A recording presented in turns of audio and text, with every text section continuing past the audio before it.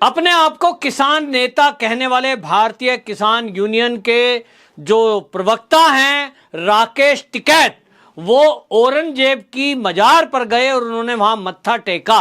वाकया महाराष्ट्र का है, लेकिन इस वाकये के बाद जहां एक तरफ किसानों में इसको लेकर गुस्सा है, वहीं आपको बता दें कि जो जाट बिरादरी है जिसमें वो बालियान खाप के प्रमुख कहलाए जाते हैं, वो बालियान खाप के जाट भी अच्छे खासे इस बात से नाराज हैं।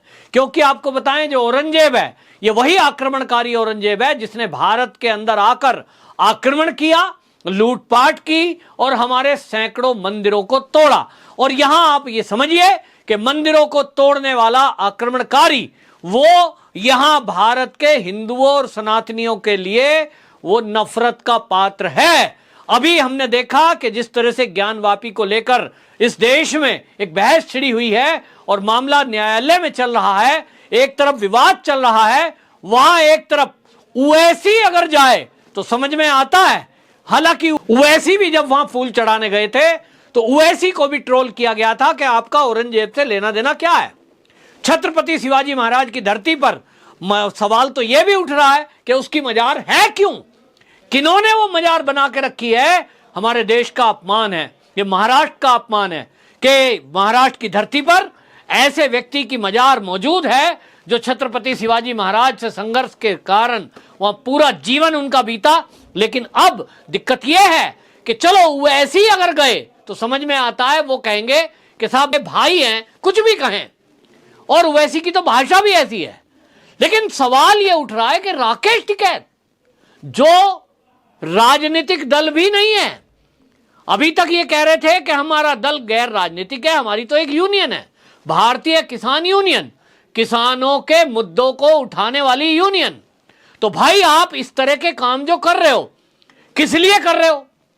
आप जो मजार पर मत्था टेक रहे हो वो भी एक आक्रमणकारी की, वो भी एक ऐसे व्यक्ति की जिसने हजारों मंदिर भारत के अंदर तोड़े, महिलाओं के साथ, हिंदू महिलाओं के साथ बलात्कार किए, कत्लेआम किया। ऐसे व्यक्ति के मजार पर जाकर आप मत्था टेक रहे हो। क्या आपको इस देश में जिस तरह से ओवैसी को वोट चाहिए, इस तरह से पक्ष को खुश करना है? ये सवाल उठा।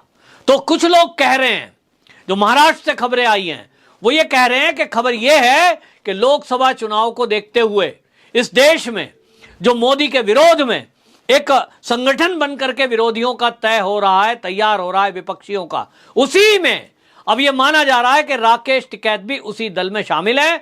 और सूत्र तो ये कह रहे हैं, कुछ लोग कह रहे हैं कि जिस तरह से ये औरंगजेब की मजार पर मत्था टेकने गए, इससे तो ये लग रहा है कि ये ओवैसी की पार्टी AIMIM को ज्वाइन करने वाले हैं, वही लोग जाएंगे।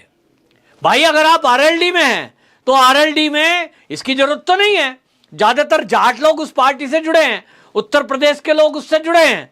लेकिन आप इस तरह की मजारों पर अगर जाओगे, देश के आक्रमणकारी के मजार पर जाकर मत्था टेकोगे, इससे आप क्या मैसेज देना चाहते हो? इसका मतलब यह हुआ कि जिस तरह से ओवैसी, उसको वोट चाहिए केवल, वो हिंदुओं की वोटों के लिए नहीं कहते हैं, भाषा ऐसी बोलते हैं हमेशा। अब आप देख लीजिए, ज्ञानवापी को लेकर कोर्ट में केस है और इसमें सारे तथ्य सबूत अभी तक ये हैं कि वो शिवलिंग है, लेकिन ओवैसी कहते हैं कि नहीं, वो तो फुहारा है। वो तो कहते हैं कि राम जन्मभूमि में बाबरी मस्जिद हमसे छीन ली गई, इस तरह का बयान दे रहे हैं। तो फिर हिंदुओं को सोचना चाहिए कि जो व्यक्ति हमारे लिए ऐसी बात कर रहा है कि हमारे राम जन्मभूमि, श्री राम जी के जन्म स्थान को लेकर विवादित बयान देता हो, वो आज भी उसको बाबरी मस्जिद कह रहा है, जो एक ढांचा था और बाबर नाम के आक्रमणकारी ने उसको अपने सैनिकों द्वारा आदेश देकर तुड़वाया था। तो उसका बयान तो सवाल समझ में आ रहा है, लेकिन उसके साथ जो हिंदू लोग जुड़ रहे हैं, ये किस स्वार्थ में जुड़ रहे हैं, ये बड़ा सोचने का विषय है। और इसीलिए लोग अब ये कह रहे हैं, जो राकेश टिकैत पर सवाल उठा रहे हैं सोशल मीडिया पर, वो ये कह रहे हैं कि लग रहा है कि राकेश टिकैत भी अब ओवैसी की पार्टी ज्वाइन करने वाले हैं। हमने अभी उत्तर प्रदेश का जब चुनाव हुआ था, हमने देखा कुछ लोगों ने ओवैसी के पार्टी के टिकट पर चुनाव लड़ा। इसका मतलब उन लोगों के लिए कोई सिद्धांत नहीं है, कोई नियम नहीं है, उनका एक सूत्री कार्यक्रम है किस तरह से सत्ता में आए। हालांकि सत्ता में आ नहीं रहे। लोकसभा चुनाव जो आएगा 2024 का, अभी तक के सर्वे ये कह रहे हैं मोदी जी ही तीसरी बार प्रधानमंत्री बनने जा रहे हैं। कोई ताकत नहीं रोक सकती। जिस तरह का काम पूरे देश के अंदर मोदी जी ने किया है, अभी तक मोदी जी के नेता नीतियों से जिस तरह से आर्थिक उन्नति देश ने की है, वो एक रिकॉर्ड है कि अभी तक हमारा देश $3 ट्रिलियन इकोनॉमी वो बन चुका है, पार कर दिया उसको। और अभी आने वाले टाइम में जिस तरह से तेजी से ग्रोथ चल रही है, इसमें यह माना जा रहा है कि भारत की इकोनॉमी $5 ट्रिलियन इकोनॉमी बनेगी, बल्कि इसको पार करेगी।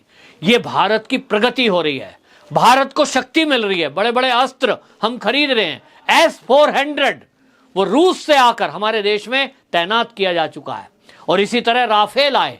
तो ये जो मोदी जी कर रहे हैं, और जितने रोडवेज बने हैं, जितने रेलवेज बने हैं, आप देखिए कि 300 करोड़ रुपए की लागत से यमुनोत्री गंगोत्री जो रेल मार्ग बनाया जा रहा है, वो अद्भुत है अपने आप में।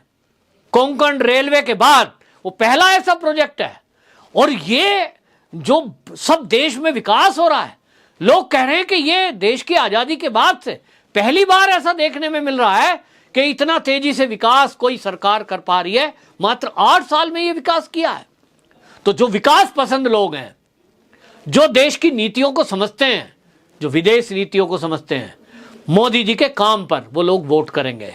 ये सारा आंकड़ा बता रहा है कि आएंगे तो मोदी जी ही। और इसलिए ये जितने नेता हैं, ये केवल और केवल क्या कर रहे हैं, ये वो होती है ना चेयर गेम, तू बैठ और मैं बैठ। केवल विपक्ष के नेता एक दूसरे को नीचा दिखाकर यह दिखाने की कोशिश में है कि मैं ही हूं जो विपक्ष का चेहरा पीएम के लिए बन सकता हूं। अब हालांकि वो रेस लंबी है। अब इसमें राकेश टिकैत कहां टिकते हैं? कहीं नहीं। क्या वो किसान नेता के रूप में पूरे देश में लोकप्रिय हैं? बिल्कुल नहीं। आप देख लीजिए कि राकेश टिकैत की हालत यह है कि अभी उनके ऊपर जो कर्नाटक में हमला हुआ है, वो किसी और ने नहीं किया। वो बेशक आरोप लगाए वो बीजेपी वाले, और राकेश टिकैत की यूनियन से ही जुड़ा हुआ व्यक्ति था।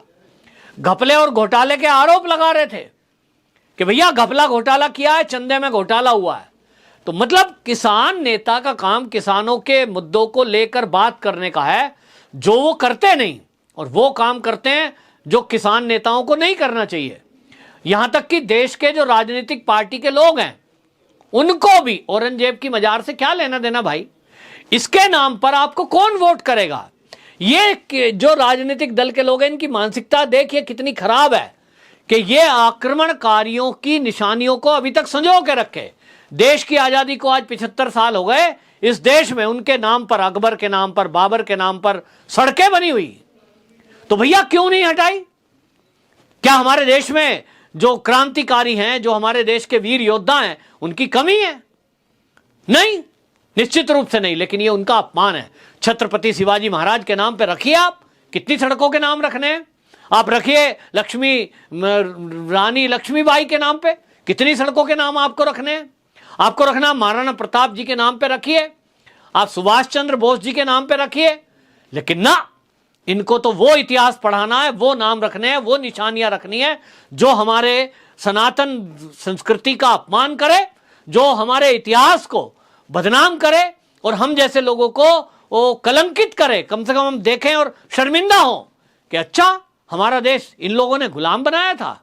इस तरह की मानसिकता लेकर के ये लोग चल रहे हैं और उन चीजों को भूलने नहीं दे रहे हैं। ये राकेश टिकैत ने जहां अपनी बिरादरी का अपमान किया है, वहां संपूर्ण जो किसान है हमारे देश का, जो अन्नदाता जिसको बोलते हैं, उनका भी अपमान किया है। आपका किसी मजार पर जाने से मतलब क्या है? क्या आप कोई राजनीतिक पार्टी बना रहे हो? एक तरफ जब गैर राजनीतिक दल बना, अभी हाल ही में भारतीय किसान यूनियन से टूटकर, तब ये कह रहे थे कि ये तो लोग वो हैं जो बीजेपी ने इनको भड़काया है। अरे उनकी बात तो आपने सिद्ध कर दी। जो लोग आपके दल को छोड़कर गए हैं, इसका मतलब तो वो सही आरोप लगा रहे थे कि आप राजनीति कर रहे हो, आप किसानों की यूनियन के नाम पर किसानों के मुद्दे उठा नहीं रहे, लेकिन आपका लक्ष्य है 2024 में मोदी को हराना। तो आप बीजेपी का विरोध करने उतरे हो और इसके लिए आपका कोई एजेंडा नहीं है। विपक्ष की दल जो हैं, उनके हाथ की कठपुतली बन गए हो, जिधर भेजते हैं वहां जाते हो, जो आपसे बोलने को कहा जाता है वो बोलते हो, और केवल कहां जा रहे हो? जहां भाजपा की सरकारें हैं। इसलिए जो आरोप भारतीय किसान यूनियन राजनीतिक ने लगाए थे, वो आज राकेश टिकैत ने औरंगजेब की मजार पे जाकर सिद्ध कर दिए कि ये जो राजनीतिक दल जिस तरह का बर्ताव करते थे, ये तुष्टीकरण की नीति करते थे, उसी पे राकेश टिकैत चल रहे हैं। राकेश टिकैत ऐसा क्यों कर रहे हैं ये अब समझ में आ गया, क्योंकि उन्होंने तो पहले ही कहा था मेरा आंदोलन 2024 तक चलेगा। आंदोलन तो नहीं चला, लोग अपने अपने घर को चले गए, इनकी नहीं चली। लेकिन अब ये खींच के मारे क्या सोचते हैं कि किन्हीं इन उवैजी जैसे नेताओं से मिलते रहो तो कम से कम वो वकील हैं, तुम्हारा कोर्ट केस लड़ लेंगे, तुम्हारे पास एक बहाना रहेगा। जब कार्रवाई करेंगे योगी जी तो आप कहना बदले की कार्रवाई की जा रही है क्योंकि मैं राजनीतिक दल में शामिल हो गया हूं। तो जो सूत्र हैं वो तो यही बता रहे हैं कि राकेश टिकैत जल्द ही किसी पार्टी को ज्वाइन कर लेंगे। और मैं पूछ रहा था भाई किसको ज्वाइन करेंगे, आपका क्या आइडिया, एक पत्रकार से, तो वो कह रहे थे जी जिस तरह से ये औरंगजेब की मजार पे गए हैं, जिस तरह से ये तुष्टीकरण कर रहे हैं, जिस तरह से पूरे देश में इनका विरोध हो रहा है, मुंह काला तक कर दिया गया किसानों के द्वारा, अब इनको लग रहा है कि ओवैसी की पार्टी में शामिल हो जाएंगे तो कम से कम इनके पास ये एक वकील रहेगा बढ़िया सा जो कोर्ट केस इनके लड़ सकेगा। क्योंकि घपले घोटाले की खबरें इनके गांव से या कस्बा कहिए उसको, सिसोली से आ रही हैं। इनकी कंप्लेंट बाकायदा हो चुकी है कि इन्होंने गांव में तालाब के ऊपर कब्जा किया है। तो अब इनको लग रहा है कि कोई पार्टी में ज्वाइन करके ये 2024 का चुनाव लड़ने का सपना देख रहे हैं ताकि तब तक कुछ लोगों का साथ इन्हें मिल जाए और इनको जेल जाने से बचा ले। फिलहाल इनके जो फॉलोअर हैं, जो किसान हैं, जो जाट हैं, और जाट क्यों कहूं, जो हिंदू हैं, वो राकेश टिकैत के औरंगजेब की मजार पे मत्था टेकने के बाद से काफी गुस्से में हैं। और लोगों का कहना है कि अब हम समझ चुके हैं कि राकेश टिकैत का कोई एजेंडा नहीं है, एक सूत्री एजेंडा है भाजपा का विरोध। भाजपा के विरोध में वो हिंदुओं के विरोधी हो गए हैं, वो सनातनियों के विरोधी हो गए हैं, संपूर्ण हिंदू समाज का उन्होंने अपमान किया है। क्योंकि जिसने हिंदू की बहन बेटियों के साथ बलात्कार किए, जिसने कत्लेआम किया, जिस आदमी ने मंदिर तोड़वाए, ऐसे व्यक्ति की मजार पे मत्था टेकना मतलब उनके लिए भगवान कोई नहीं है और वो भगवान मान रहे हैं औरंगजेब को। बहुत शर्मनाक बात है, इसका उत्तर राकेश टिकैत को देना पड़ेगा। वंदे मातरम।